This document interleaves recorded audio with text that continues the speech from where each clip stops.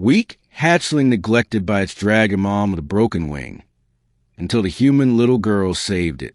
The alien sun was a cruel, glaring thing, baking the cracked earth of Valis, for into an endless wasteland of ochre and gold. Wind hissed through dry gullies, carrying the scent of dust and old bones. 8-year-old Lyra trudged across it anyway, a canteen at her side and a stubborn set to her jaw. Her settlement was small, a cluster of prefabs perched on the edge of dragon territory. The grown-ups always warned her not to wander too far, because the dragons of Valis were not like the ones in human fairy tales. They were alien-born, tall as transports, with scale plates like fused armor and teeth that could shear steel. And yet, Lyra was not looking for trouble. She was looking for wild cacti, the kind that bloomed with sweet, water-rich pulp. That was when she heard it. A sound that was not the whisper of sand, or the call of desert birds. It was a thin, keening whimper. Weak, pained, Lyra froze. Every instinct said turn back.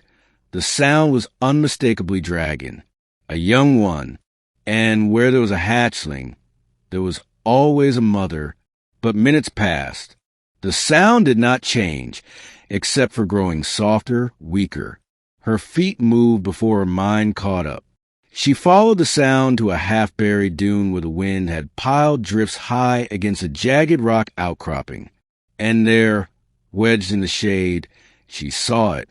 The hatchling was smaller than she expected, maybe the length of a large dog, though its legs were awkward and its head too big for its thin, scaly body. White as snow, its albino hide shimmered faintly in the light. One wing lay crooked and crumpled, blood seeping from a ragged tear along the membrane. Its pale eyes cracked open to watch her, glassy with pain. Lyra's breath caught. She'd heard stories about albino dragons, rare, fragile, and often abandoned because they couldn't survive in the wild heat. And from the scattered prints and claw marks nearby, she understood. The mother had left. The hatchling was alone. It gave another pitiful cry, so quiet that Lyra felt it in her chest more than she heard it. She stepped closer, ignoring the pounding of her heart. "It's okay. I won't hurt you." The dragon flinched, but it didn't have the strength to move away. Its breathing was ragged. She saw the sand crusted in its wounds and realized that if she left it here, it would be dead before nightfall, from predators, infection, or simply thirst. Lyra untied her canteen and set beside the hatchling.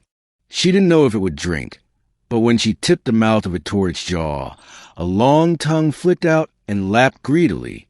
"That's it," she whispered. "You're not alone now." But water wasn't enough. She needed to do something about the wing. She pulled the scarf from her neck, bright blue against the alien dust, and tore into strips. Her hands shook as she wrapped them gently around the broken joint, making a makeshift sling to keep the wing from dragging. The dragon's tail twitched in pain, but it didn't bite or claw her. When she was done, it simply lay there, watching her. "I can't carry you," she admitted softly, "but I can help you walk."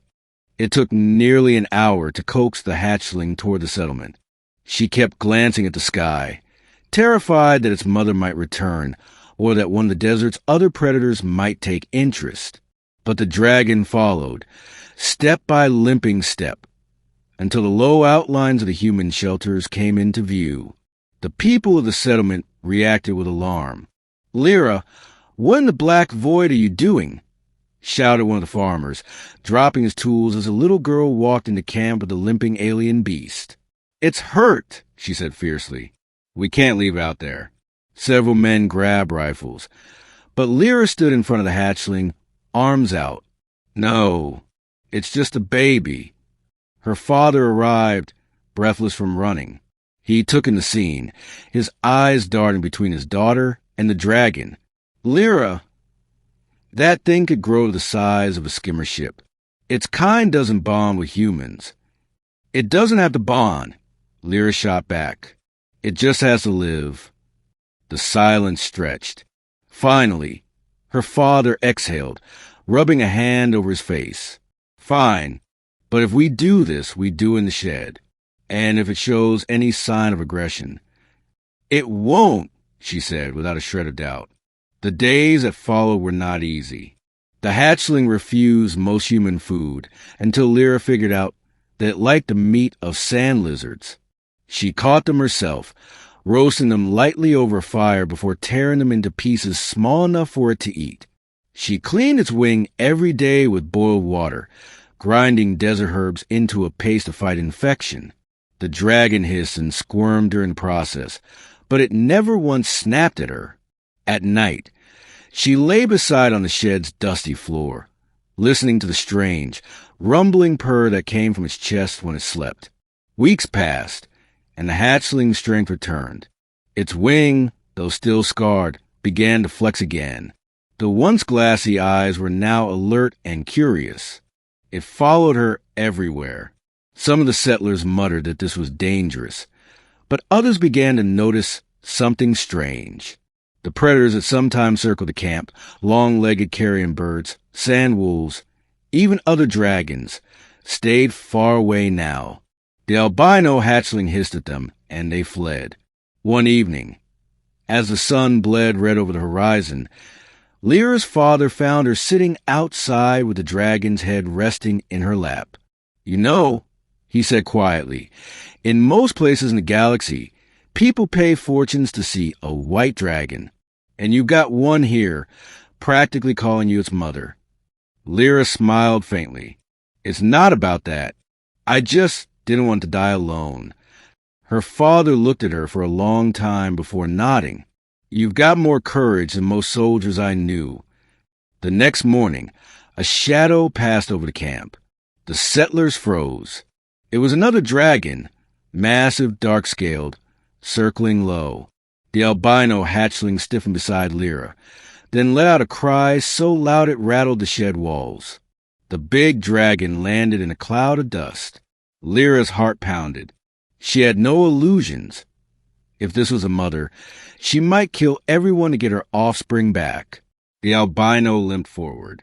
The massive dragon lowered its head and, to everyone's shock, nudged the hatchling gently before turning its gaze on Lyra. For one breathless moment, they locked eyes.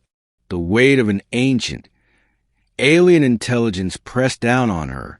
And then, impossibly, the great beast dipped its head in what looked like a bow. It left without another sound. The settlers didn't speak for a long while. From that day forward, no one in the camp questioned the little girl's strange companion. And in time, the story traveled far about the human child who saved the weak, abandoned albino and earned the respect of its kind. But for Lyra, it wasn't about legends. It was about a broken-winged hatchling who'd once cried alone in the dust, and the promise she'd made, without words, to never leave it again.